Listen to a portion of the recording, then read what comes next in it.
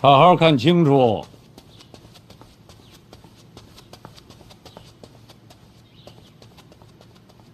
都看清喽。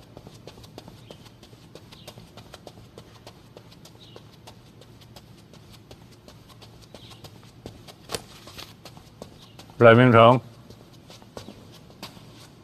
臣在。你参的什么呀？参协律郎范闲，收贿赂，骄横枉法。范闲，臣在。你认罪吗？臣无罪可认。所谓收受贿赂、骄横枉法，臣不知从何说起。赖明成，检书司贿赂监察院一处，范闲当众受贿，人证众多，绝无虚假。认吗？哪有受贿？臣冤枉。范闲，人证证词皆在此，你还抵赖？确实没有，这怎么承认呢？陛下，臣恳请人证。不用这么麻烦。检书司谁塞的钱呢？戴公公。传。传戴公公。传戴公公。传戴公公。陈明明，臣在。范闲是你监察院的人，你该如何交代？监察院也是陛下的臣子，国法当前，绝不徇私。那你看范闲像不像一个贪赃枉法之臣呢？像。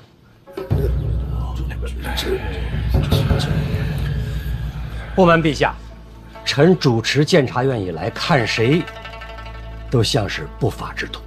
你听听，这说的什么话？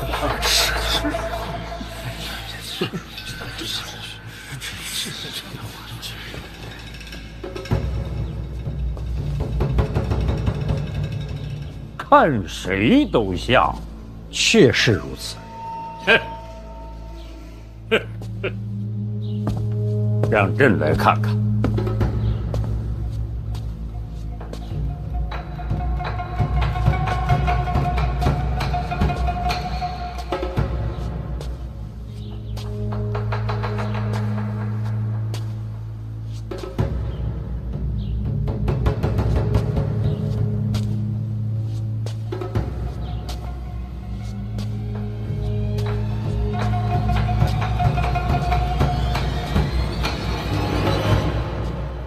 你看林相像吗？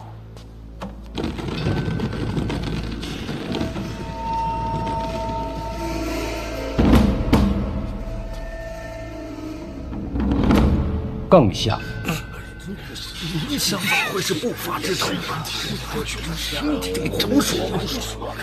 陈院长，好眼光，老衙混话，您多担待。林相，陈院长不过跟你开了个玩笑。臣喜欢玩笑。你们俩都跟范闲太亲近了，说话不算数。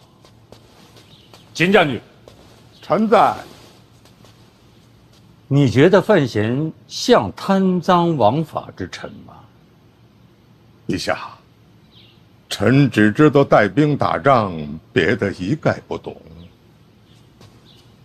不过，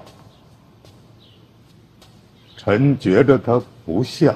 为什么？范闲出使北齐，在北齐王城升我大庆战旗，就连我们这些当兵的看着都觉着过瘾。确实，没错，我也听说了。是。这样的风华少年，不像是坏人。多谢秦老将军。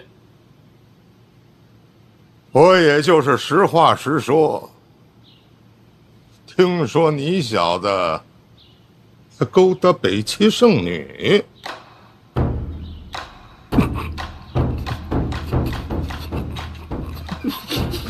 长脸。秦老将军，这些可都是谣传呐！啊，也可能有啊。师伯，师伯，真不是。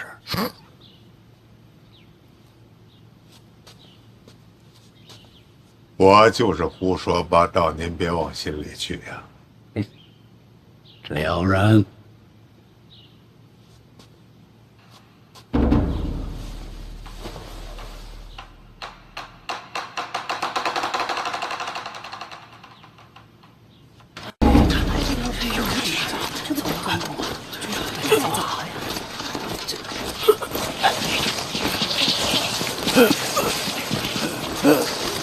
我鞋掉了，让我穿上鞋再上殿吧。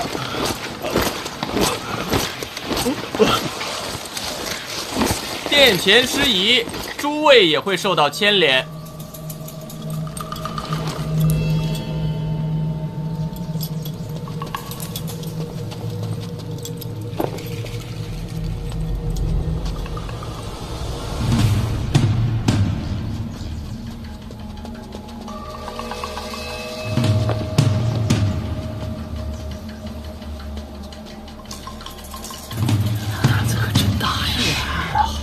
这都敢呢？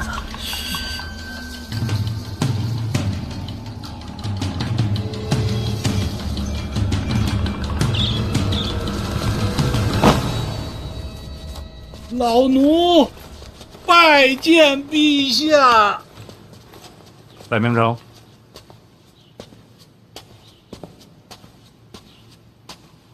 戴公公，请看。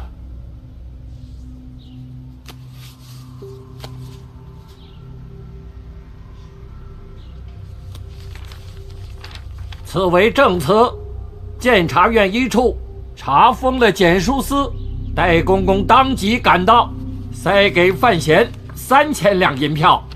戴公公，此事认吗？不是这塞银票有当众塞的吗？听着就不合情理，是吧？他封了信，疯了怎么知道塞的是银票啊？范闲直接拆了，他不仅拆了，而且还报了数额。此事，在场之人皆亲眼所见。收钱收到了这种地步，可见范闲的气焰何其嚣张！看我干什么呀？问你呢？回话。戴公公，铁证如山，你要想清楚。戴公公，穆荒不就是3000两吗？检书司隶属后宫，这点罪名动不了你。3000两，3000两只是冰山一角。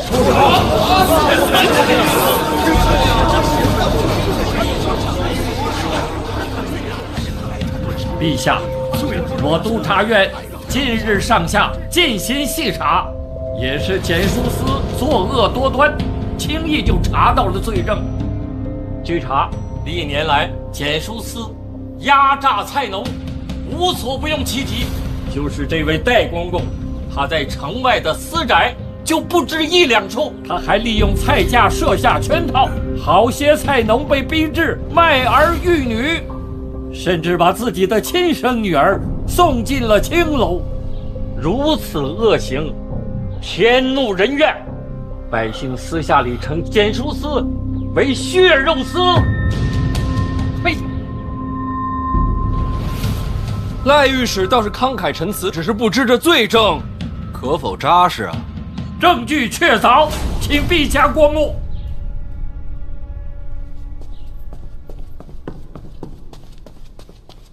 赖御史，临下，我大庆法度森严，刑部、大理寺乃至府衙各掌其职，就算臣子枉法，也该按律彻查，哪有将罪证递到陛下眼前的道理呀？丞相，你的意思是朕不该看这个折子是吗？陛下万圣之君，没什么看不得，只是臣领6部，有违陛下分忧之责。若烦劳陛下，长此以往，只怕6部懈怠，法令不彰。有道理，朕不该看。林相错了。第一，简书司隶属后宫，自当正裁。第二，我督察院有弹劾百官之责，将罪证呈于陛下，不算逾越。还有第3吧？这第三，6部皆由林相辖制。简书司一案，我参了范闲。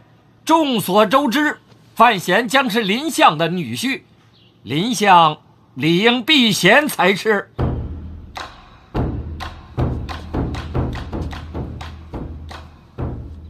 赖御史怕我徇私？人皆有私。林相清正刚直，要说徇私，朕第一个不信。我是第2个。陛下，赖御史言之有理，简书司一案，该由陛下圣裁。不可信得过你哦。臣不太敢相信自己了。赖明成，臣在。给他自己看看。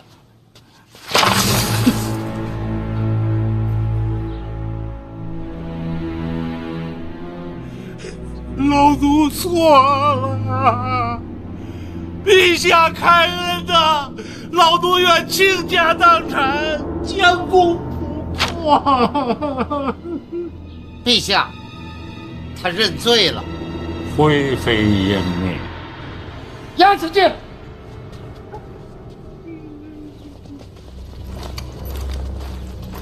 陛下开恩呐！陛下开恩呐！开恩呐！陛下啊！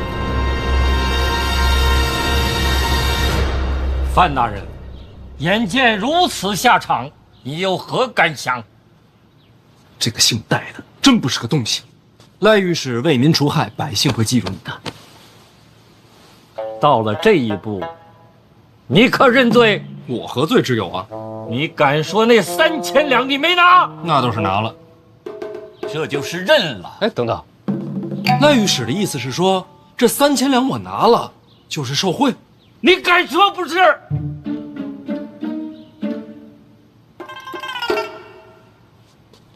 赖御史啊，你怎敢诬陷皇子啊？你胡说什么？那天在检书司，我是不是当众收的银票？正是因为如此，才能把铁证坐实。那我问你，殿下是不是也在？殿下也在。殿下是在的。我若有违国法，那事情过去这么多天，殿下因何不参我？赖御史说我收受贿赂，殿下却视若无睹，岂不是殿下与我同流合污了？这构陷皇子，其心可诛。殿下怎么不参呢？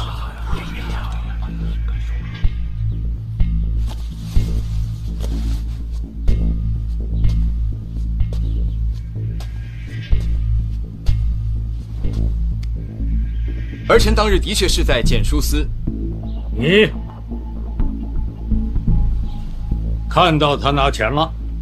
看见了，正如赖御史所言，收这3000两与国法不容，儿臣本该参范闲一本。那怎么没参呢？因为我相信你。范闲才华兴仕，入京都不久便有了诗仙之名，更是身担监察院重任，可谓是前途似锦。儿臣想来想去，又不觉得这样的人会为了3000两自毁前程。如若他私下如此，儿臣知道了必定参他一本。可他当众收钱，就有些匪夷所思了。儿臣以为他定是另有所图，因此也就试着再等等，再看看。说得好，殿下方才所说的，正是我想说的。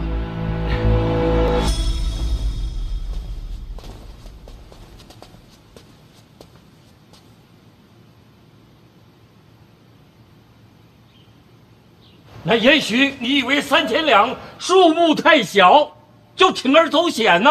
荒谬！京都百姓1年存银未必能有数十两，3000两的银票对于他们来说就是无法想象的巨款。我等在朝为官，当守国法，体民情。赖御史此般言辞，真叫人心寒。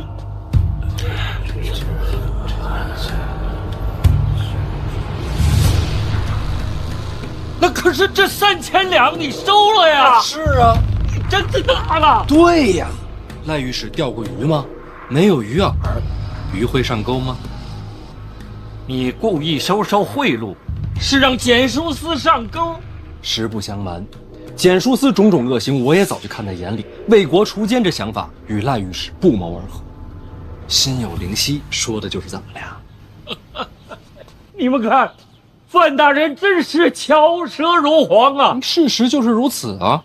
那你说你也在查检书司，可有实证？3000两银票一拿到，就转交给陈院长了。要查检书司的想法，也和院长说过。当真？当真？这不就成了个误会了吗？本来就是个误会。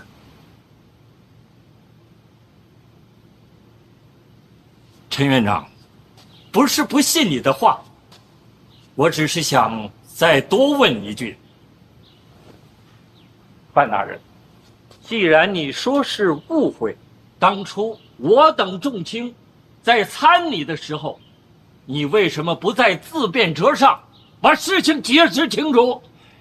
赖大人，哪敢在那上面解释啊？为什么？一个小小的检书司怎么会有那么大的胆量？这朝堂之上贪腐之辈可不是1个2个。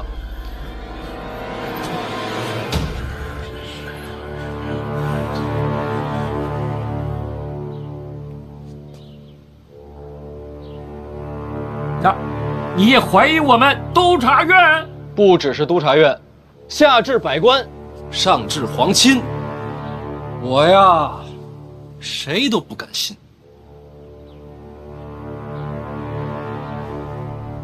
既然是查贪，那3000两银票收了这么久，为什么至今不见下文？要不是我们督察院，恐怕检书司到现在还会安然无恙。是我犹豫了。犹豫什么？查贪是应该的，但问题是能查多久，敢查多深？怕了？不是怕，是担忧。清正吏治是我等为官的根本，我们既受皇恩，怎敢姑息此身？赖御史这话代表自己，还是整个督察院？我督察院上下皆以报国为己任，你们监察院不敢查的，我们督察院敢查；你们监察院害怕的，我们督察院不怕。好气魄，佩服！你听听，你听听，陈明明，老臣惭愧呀。这些年来，监察院确实有所懈怠，你要给朕一个交代。陛下，这段时间，各路府衙查出了一些贪官，有些牵扯狡猾，本来想放一放，今日看来，如此责任应该交到督察院手中。那陈院长这名册是早就准备好的，凑巧赶在今日，就等着这一刻了。督察院若不愿意接，我们监察院也不强送。贪官已经查出来了，剩下的事儿监察院把它办了，不就完了吗？怎么还把差事往外送啊？所以说牵扯极广。哈哈哈哈，监察院也是怕了吧？怕倒不怕，只是费时费力呀。有些官员不在京都，却跟京都往来甚密，甚至和朝内的皇子都有牵连。这个案子如果细查下去的话，旷日持久。监察院诸事繁忙，没那么大精力。秦将军既然问到这儿，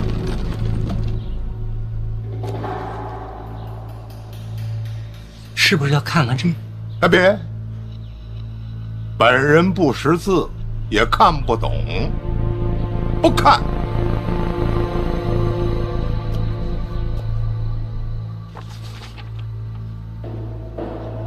林相，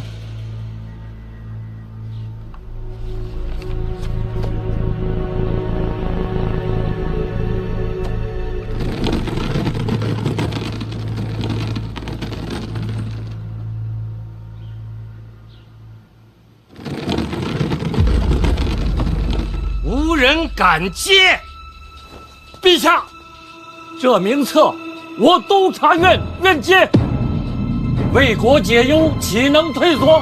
忠勇有加，你还是看清楚再说吧。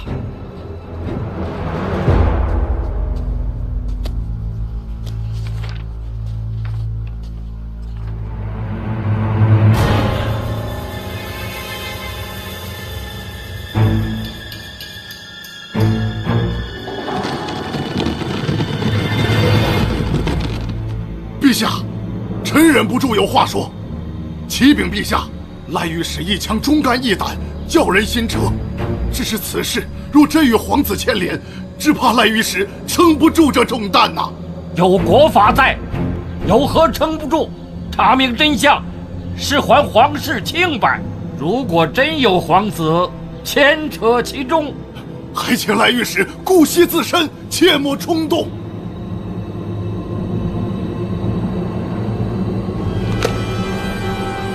陛下，如果真有皇子牵扯其中，我督察院也要彻查到底。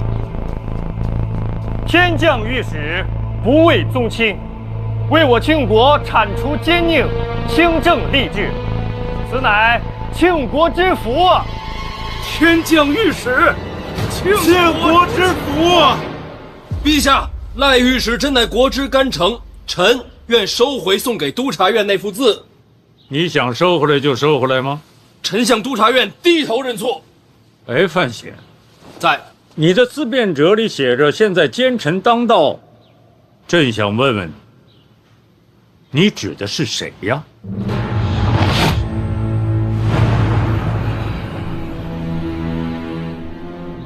自然是天下的贪官污吏，绝不是督察院诸位御史。赖明成，臣在。好好办差。陛下，臣愿还我庆国一片云散天晴。朕很期待。下，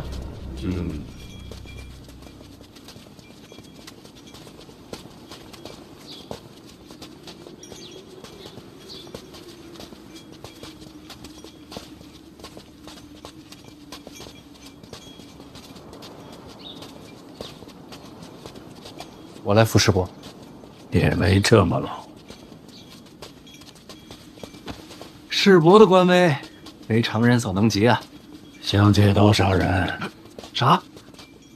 想借督察院彻查老二。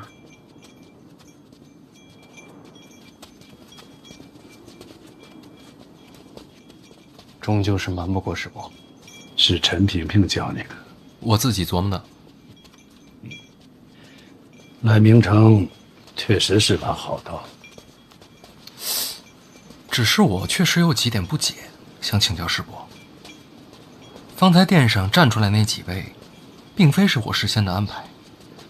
若不是他们在那儿添柴拱火，效果也不至于这么好。想知道他们是谁的人吗？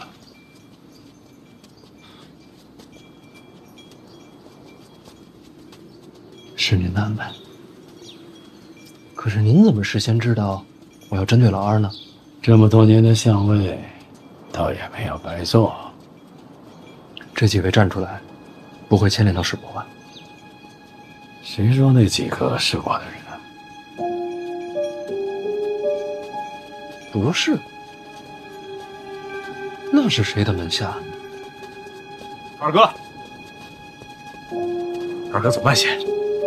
太子有何吩咐啊？今日这朝堂可真是热闹，二哥觉得呢？赖御史够硬气。这么多年，这督察院都可有可无的，这些御史也都憋坏了，要不然也不肯接着查贪的差事啊。不过话说回来，查贪终归是好事，只要不是私怨，就是好事。私怨从何说起？莫非今日这贪官名册，二哥猜出来都有谁了？不知道，还是应当自省其身啊。咱们做皇子的，应该注意那些走得近的官员，不能丢了皇室的颜面。你说是吧，二哥？太子这话可真讲究。我也是刚刚有感而发罢了。你看刚刚跳出来那几个说天降御史的，个个慷慨激昂，为官者态度如此鲜明，实属少见啊。这说明什么呀？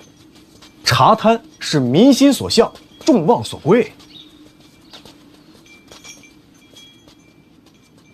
怎么了？佩服。何以见得？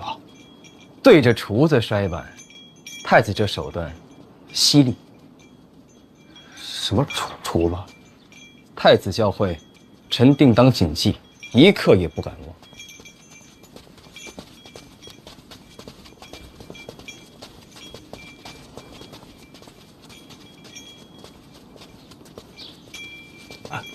殿下，啊，咱们接下来是不是得帮着赖御史一些？咱们什么意思啊？殿下，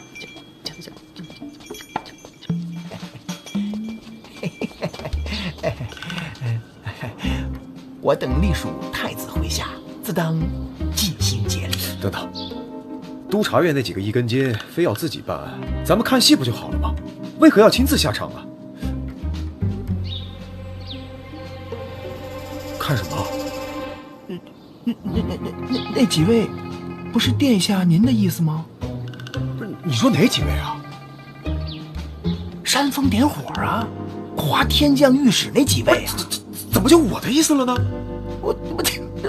他们不都是太子门下吗？不，什么叫我门下呀？一直都是啊。那我怎么不知道呢？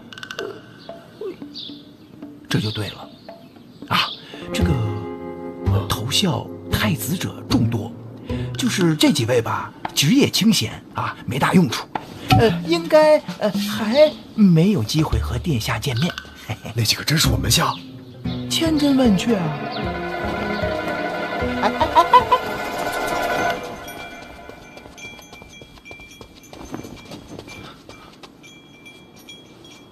他们为何跳出来？不是您安排的吗？我安排个鬼呀！他们为什么在那个时候跳出来啊？怪不得又是厨子又是碗啊！厨子？什么厨子？简书司的。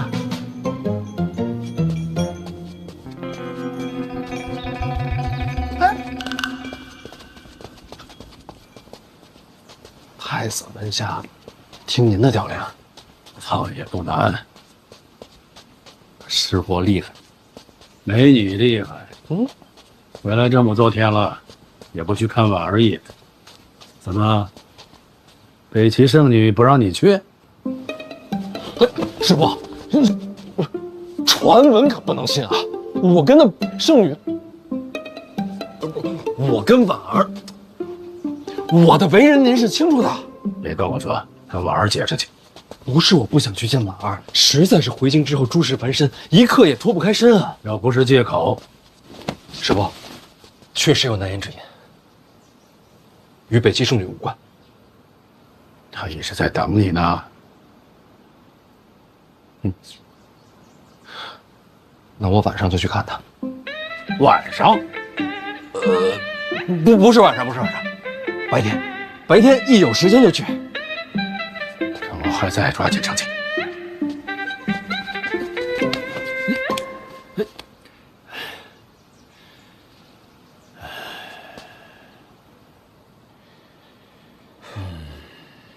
吓我一跳，您这身子骨可比我硬朗。世事难料啊。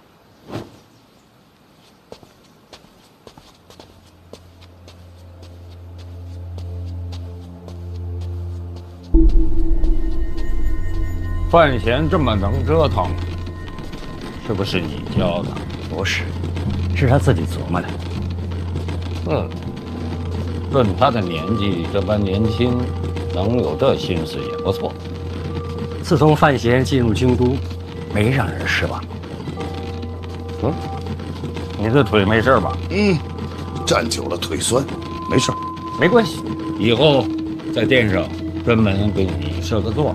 千万别，臣受不住。范闲进范家祠堂啊，不进也好，就他的性子，先别拜了。进不进祠堂也不要紧，还是姓范。至于闯祸嘛，臣多教他。真惹了事儿，臣给他担着。陛下，你看他就是这个脾气，也就是陛下能体谅的。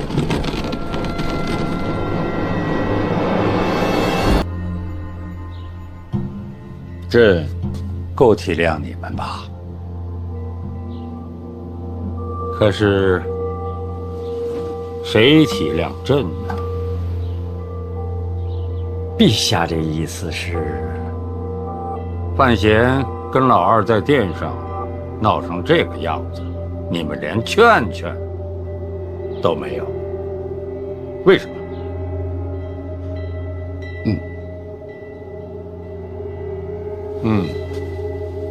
说他走私，可什么实证也没查着，转头又去查贪腐，你们来回帮腔，是查贪腐吗？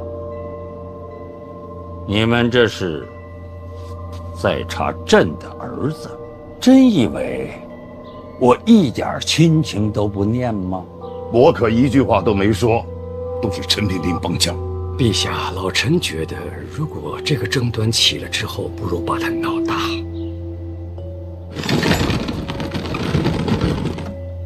他是朕的儿子，他也是庆国的皇子。陛下，二殿下从小聪慧，经营多年，现在羽翼已丰，他本人没有任何问题，只是他身边有很多心怀叵测之人，应该清扫一下。清扫？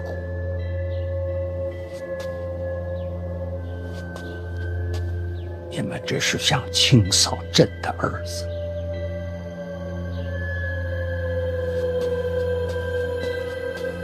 能帮陛下清理门户的只有范闲，怕就怕鸟尽弓藏。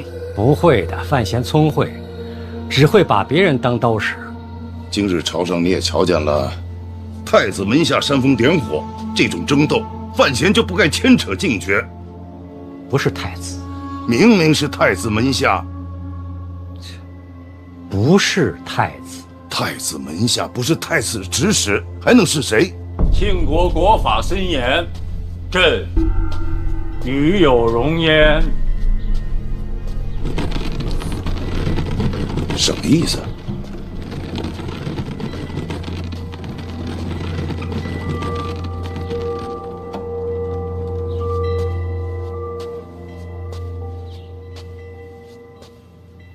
今天在朝上有一句话，陛下很不高兴。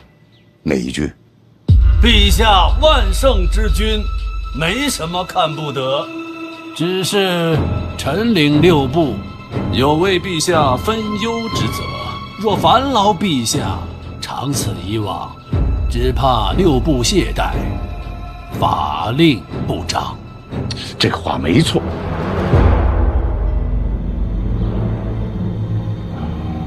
怂恿太子门下的是凌相，他想挑起皇子之争，可这么做对他有什么好处？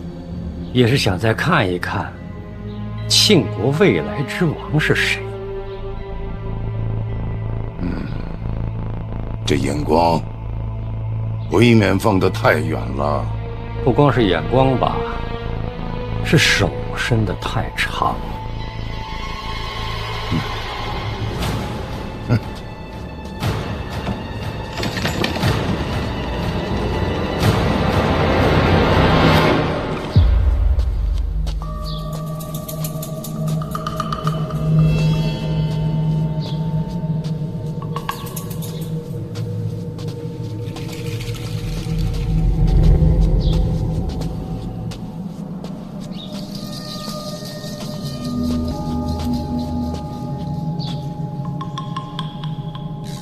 殿上那份贪官名册，真是监察院查出来的？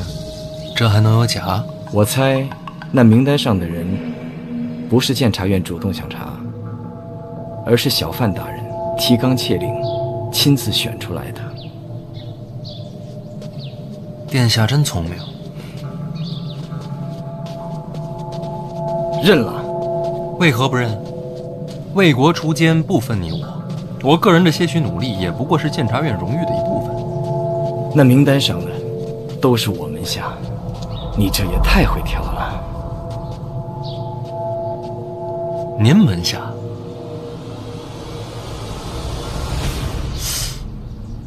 殿下恕罪。您也知道，我在京都时日不长。我斗胆问一句，这6部9寺各道府衙，您个人门下究竟算是隶属哪个部门？什么编制啊？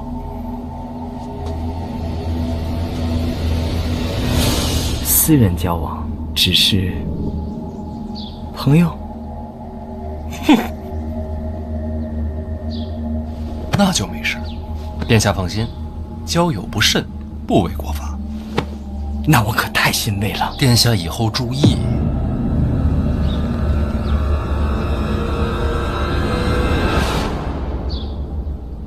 我马车在前面，陪我走一段。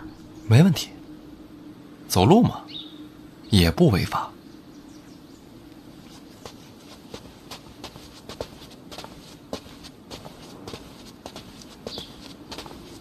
凭良心说啊，自打你来到京都，我对你一直是欣赏有加，乃至掏心掏肺。凭什么？那俩字儿没听清楚。哪怕到如今这步田地，我依然能再退一步。名册上那些，查就查了。我希望呢，到此为止。做人嘛，别太过分。殿下这句“别太过分”可就太过分了。怎么查到哪儿那是国法，可不能讨价还价。不信你去问问督察院那些御史。我人往死了逼，又没犯法，你怕什么？我不怕死。你可真勇敢。京都城内谁都会死，但不是我。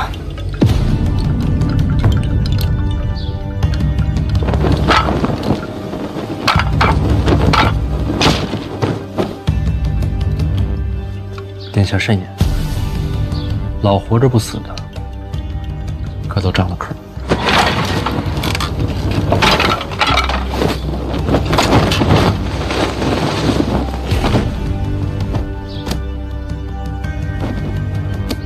小范大人如今自然是意气风发，遵纪守法，自然活得踏实。就是在京都待的时间不长，有时候待久了，人脉总会多些。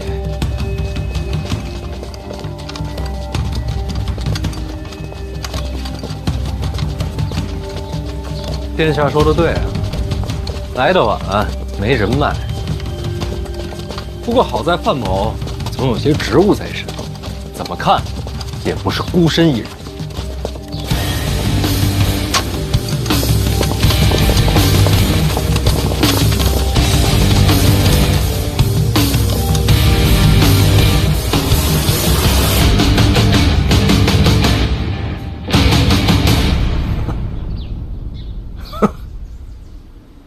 唉，我知道你送范死者北上，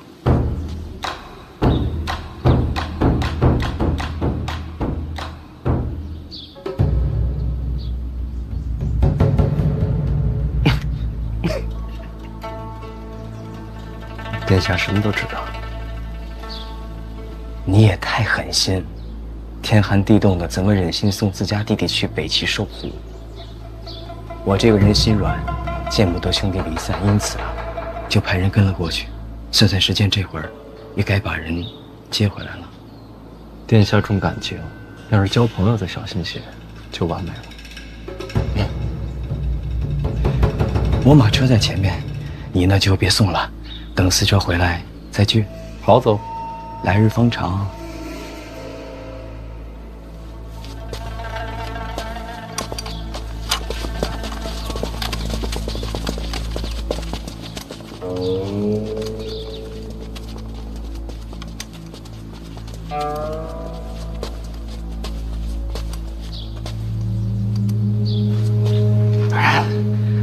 死者傻眼眼真被他们抓回来，那事儿可就不好办了。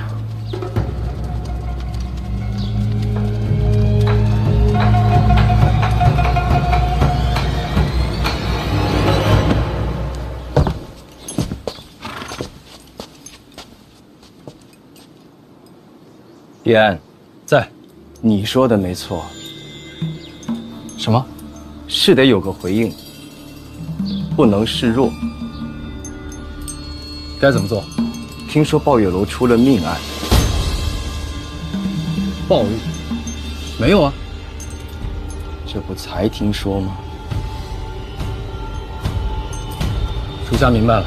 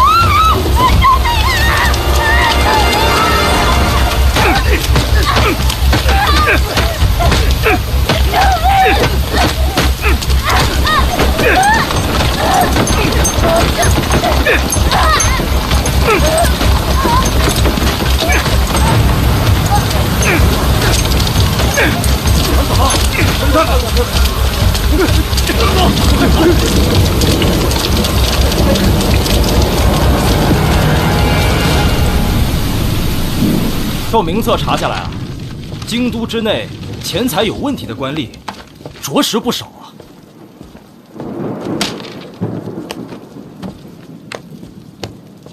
都是蠹虫，全都跟上！侦查嘛，现在看这一串查下来，多少都与二殿下有所往来。皇子而已，身为御史，就该有连陛下也敢参的气魄。查，往深里查，要让陛下看看，不光是他们监察院会做事情。出命案了！出命案了！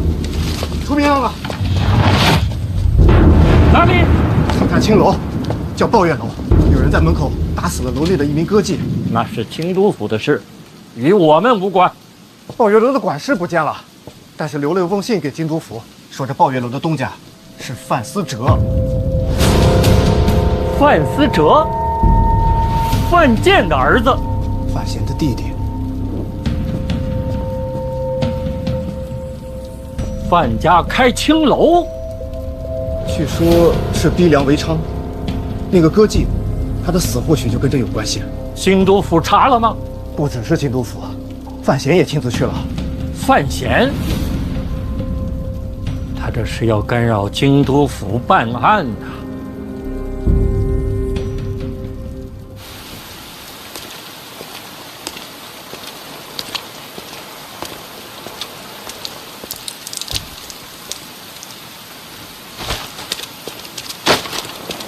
大人，这人就是被活活打死的，周围很多人都看见了，仵作正往这儿赶呢，死因应该不会有偏差。还有，圆梦不见了，京都府正在查。大人，大人，那个圆梦留了封信，说这抱月楼的东家就是范思哲，而且楼里边逼良为娼，时常打骂。这个信一样的，还给京都府送了一份。死者是谁？是楼里的歌妓。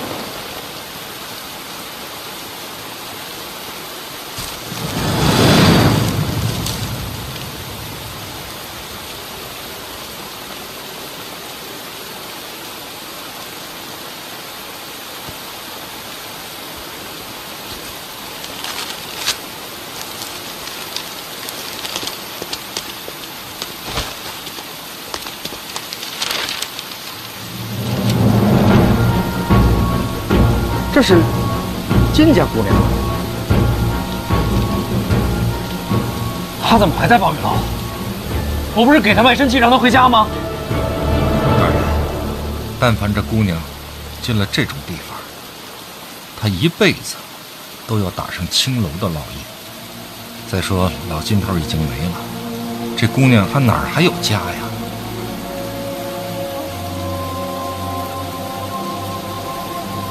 凶手，这是故意选的。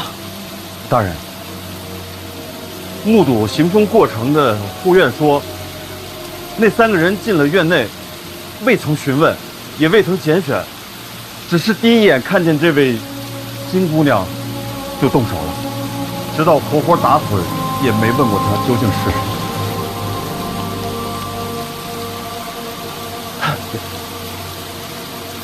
这就是随便挑的。或许他们根本不在乎死的是谁吧。就在那个地方。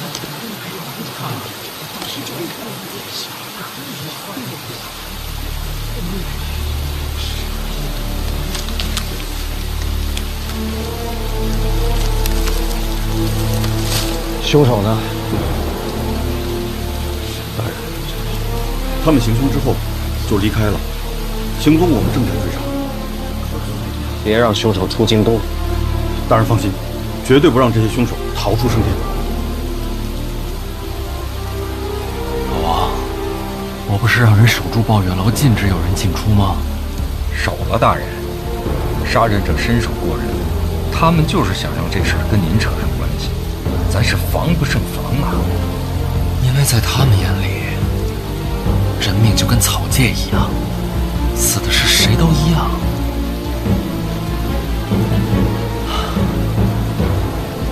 老天都看不下去了。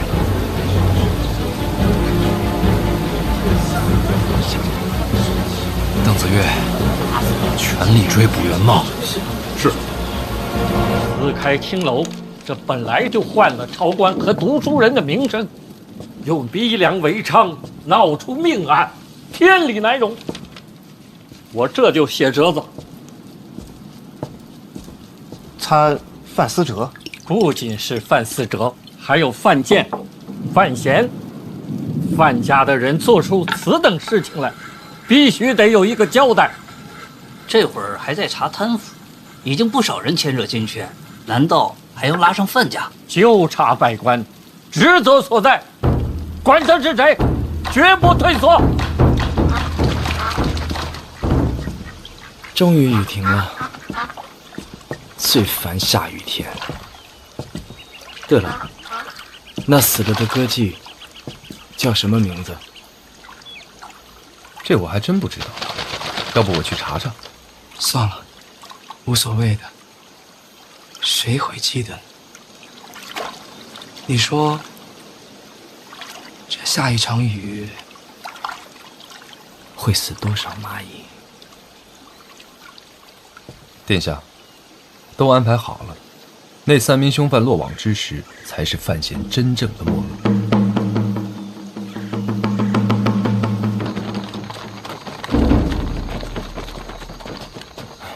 范兄，世子怎么来了？我向天发誓，我真的不知道袁梦去了哪里，我与此事也当真无关。放心，我会好好查，不会冤枉人。范兄，我知道你在追查此案，能不能麻烦你不要把我和袁梦的关系说出去？毕竟牵连人命，与名声有碍。范兄，你等一下，你也帮我跟若若说一声，自从赐婚之后，我再也没见过袁梦。世子，别再跟着老二了。啊？我不希望有一天亲手拿你。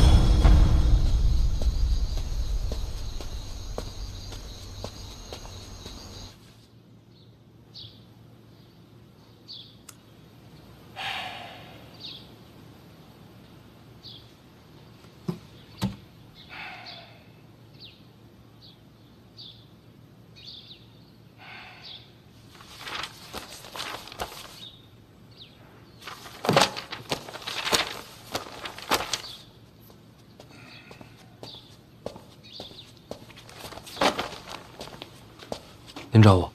包月楼的事儿，我已经知道了。范闲惹祸，连累家里了。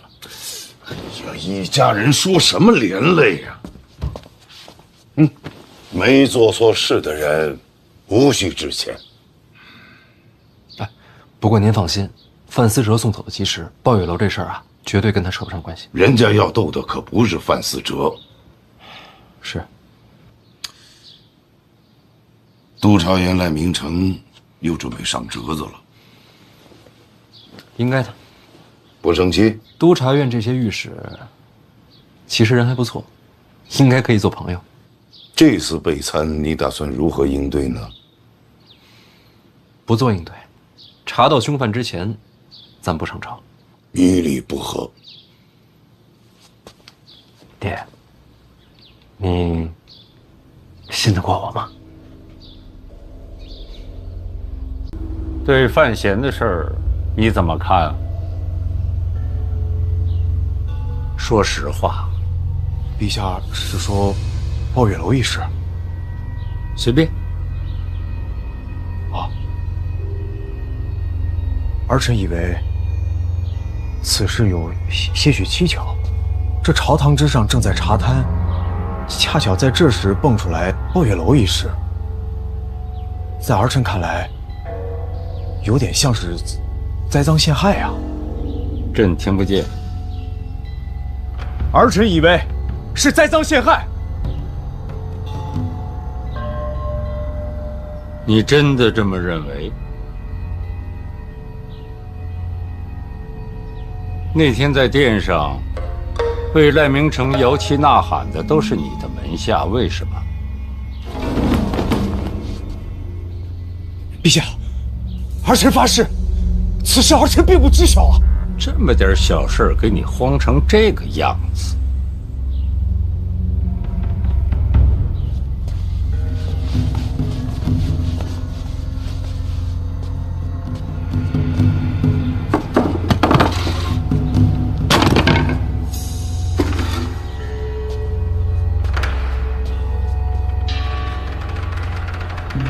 来，坐。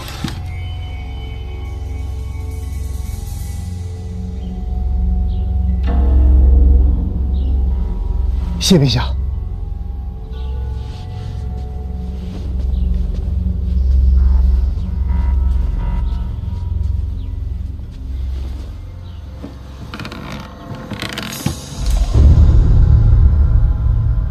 坐稳当了吗？好。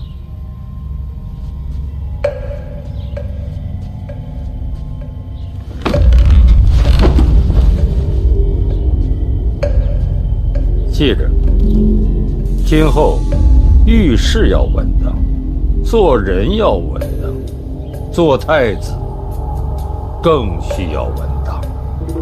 听明白了吗？装不明白是吧？去，回去问你娘。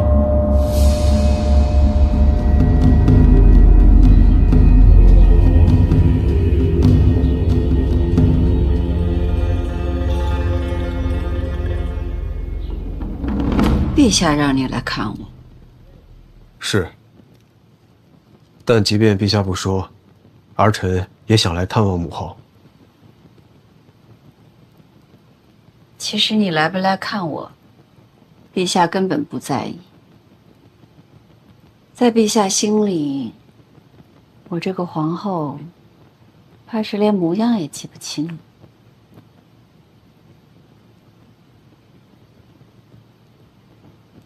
他让你来，是怕你没听懂。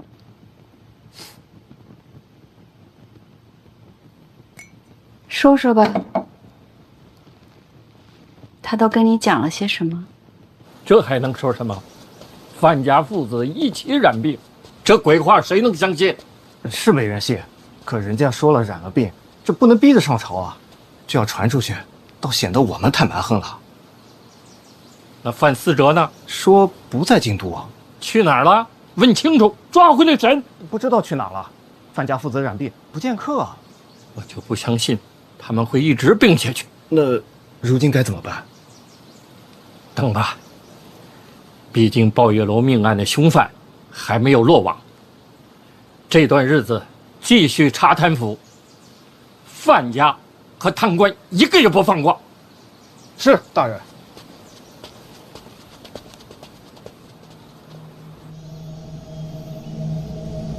抱月楼的事，民间已经传开了。此时猜疑范家的人确实不少，只是这范闲毕竟有诗仙之名，也有不少人猜测此事另有隐情。会写诗可真好。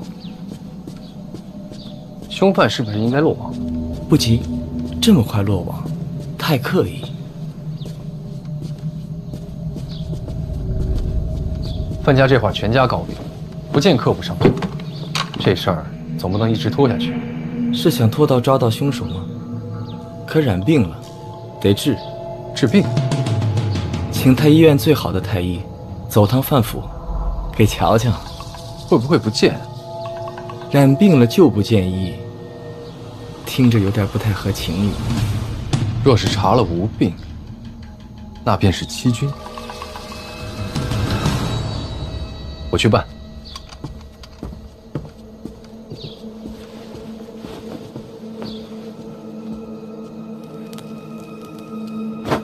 你保范家做什么？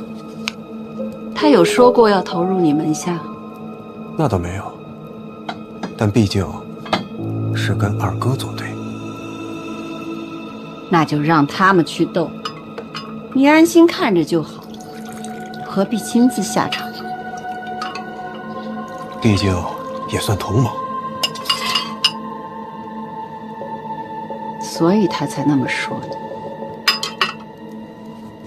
让你给个态度，是要让你看清楚他们争斗的细节；让你坐稳些，是让你哪怕看清了，也别胡乱下场，冷眼旁观，瞧他们争，超然于物外，方能以身化天机。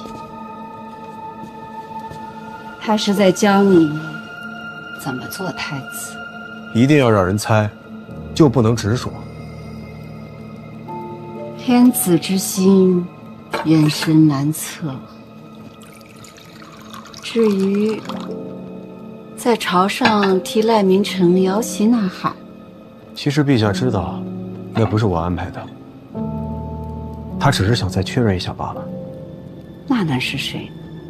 毕竟范闲是林相未来女婿。林若甫，你猜到了？我知道，陛下也知道。刚才陛下的那番提点，其实你都听懂了，根本没必要来问我。听听母后教诲，儿臣心里还是高兴的。既然听懂了，还故作愚钝。母后，做太子的，愚钝不就是聪慧吗？是太子，更是夫子。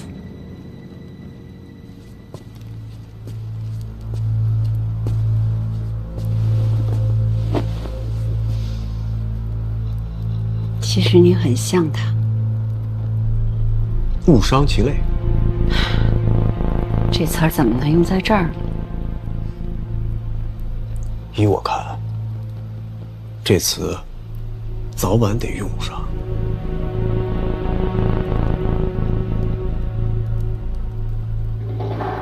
难为你了。儿臣乃太子，坐镇东宫，万众敬仰，兄弟极限，何谈难为啊！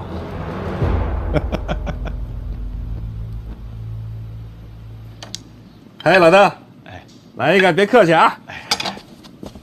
大人做的这点心啊，人间美味啊！来来来，烫啊！哦，嘿，我家爸爸最爱啊！来来来，坐着吃。客气客气，不用不用。来来来来来，又坐。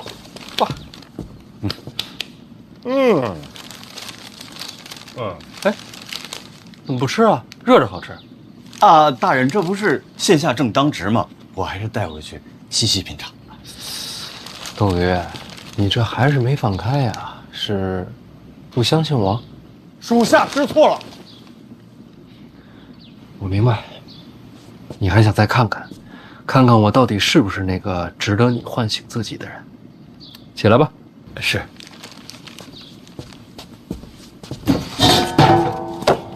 医处那边都安排好了啊，都安排好了。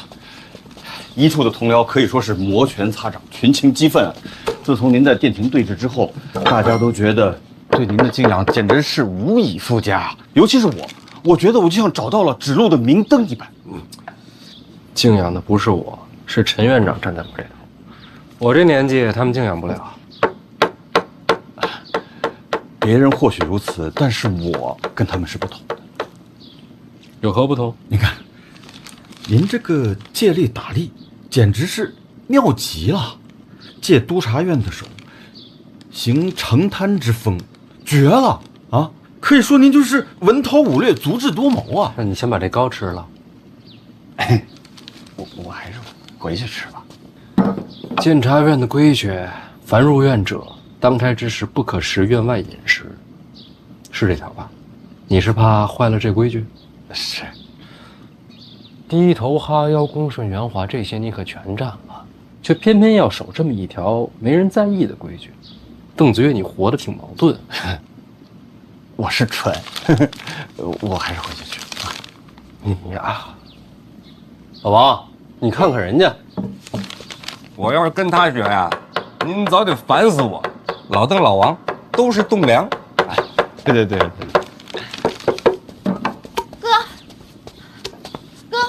你先把气儿喘匀了再说话。太医来了。哎，讲的是哪位太医啊？哎呀，管他是哪位呢？哥，说是二殿下担心范府病情，让太医给瞧病。这会儿姨娘正领着往爹屋里走呢，怎么办呀？我先去拦他一道。你拦他干什么呀？拦不行啊，这红光满面，怎么看都不像是生病。这就是你的不对了，咱爹没病，你就不高兴了？哥，放心，爹可以的。啊？病这种事儿，心诚则灵。李太医，这没多大点事儿，还劳烦您亲自跑一趟。应该的。来，这边请，小心台阶啊。夫人这是找什么？没什么。范尚书在屋里吧？在吧。我去看看。啊，要不先喝口茶？不用，看病要紧。这也不出来拦一下，起码打个招呼。啊？没什么。我说这病啊，突然就来了，也不提前打个招呼。病来如山倒，夫人放宽心，我进去瞧瞧。哎。既然这太医也来了，看来时机也差不多，让医处把消息散出去。是。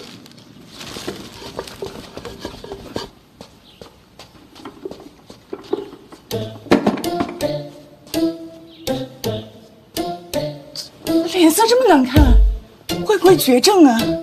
先不慌。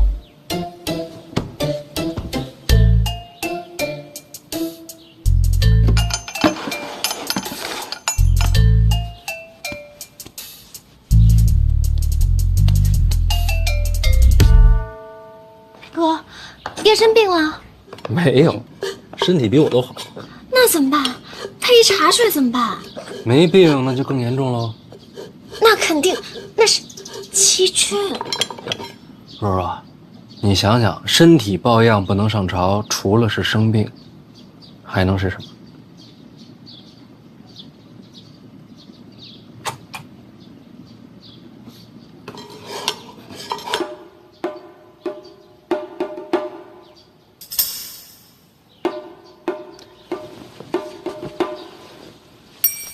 范尚书，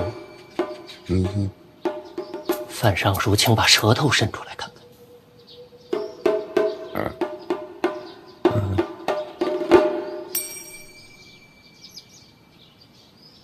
范尚书，好好休息。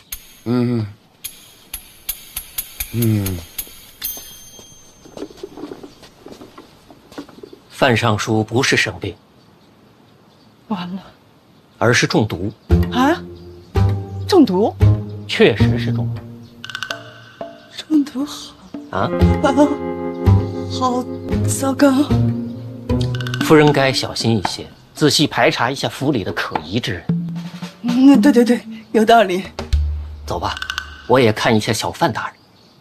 还要看啊？来都来了。看吧。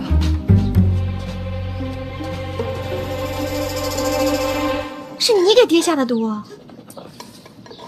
做戏要真，投入要深。那爹知道吗？废话，这种事儿还能瞒他？他没说啥。毒，您放心，在这方面我是绝对专业，这个十分安全，就是见效极快，瞧着吓人。闻着不错，毕竟是给您喝，口味我可是特地研制的，讲究一个入口柔，一线喉。那我先尝尝。哎，真有医者上门，再喝也不迟，不然浪费了。香是真香。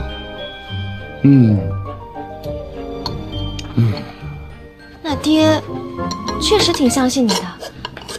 那这毒你自个儿喝吗？我喝它干什么呀？太医也不来看你呀。我中毒没人信，大家都知道我是废界的徒弟。那大家会不会怀疑这毒是你下的？不可能，儿子给爹下毒，说出去谁信啊？那还是人吗？我是不是骂着我自个儿了？也不算啊。大人是诗仙啊，是仙就不是人，不是人就骂不到。你这不还是骂我呢吗？是都能圆上。范闲，太医来了，你醒了没啊？辛苦你了啊，太医。辛苦了，太医，连口茶都没喝。范闲，太医来了，你醒了吗？范闲啊，起来见见太医吧，过来给你看病的。范闲，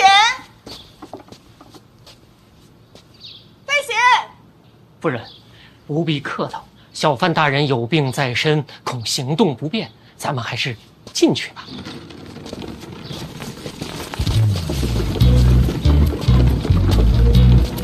姨娘来了。范闲呀，这位是专程从太医院赶来给你瞧病的。多谢。哎呀，大人，大人呐！哎呀，您说说您啊，本来您应该在床上静养休息的，您偏要起来。您说什么？要对姨娘恭敬，要对太医感激感激。哎呀，你说您怎么就不想想您自己呀？你先不用慌，人还活着呢。您为大人想想办法啊，我会尽全力。这脉象又是中毒？不是中毒。你家大人有没有被什么撞过？撞过吗？怎么了？他气血紊乱，不像生病，更像重伤。大人，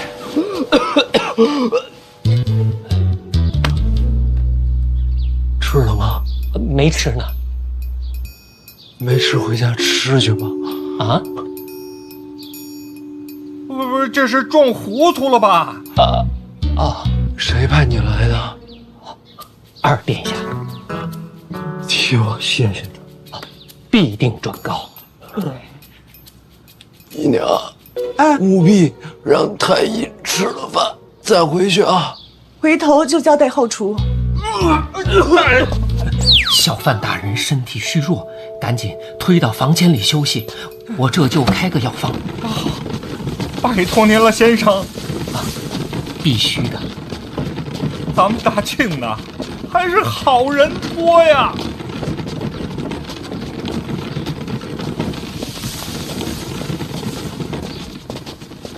要不吃了再走？为保万无一失，咱们再来一遍。来，听说过抱月楼吗？知道，范家小公子开的，出人命那个。有人瞧着过，包月楼的管事是个圆梦啊。那可是刘金河的袁大家。听说那是靖王世子的枕边人。大家记住，一定要迅速把这个消息给我传遍京都的每一个角落。兹事体大，有劳诸位了。为了大庆，为了大庆，快！时间很紧，不得有失啊！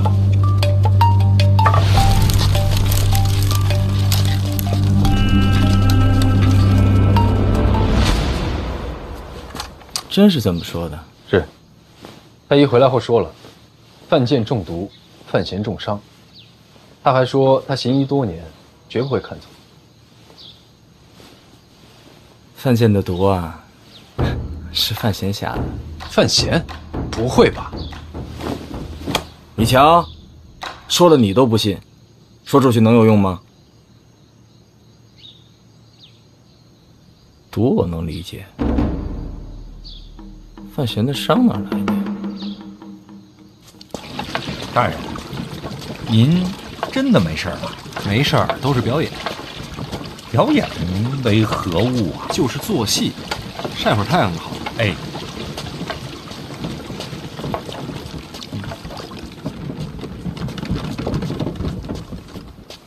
这怎么没太阳了？哥，这太医开的方子。方子没问题，太医是有真本事的。你是怎么骗过他的？我们学武的，装个病再容易不过了。真厉害！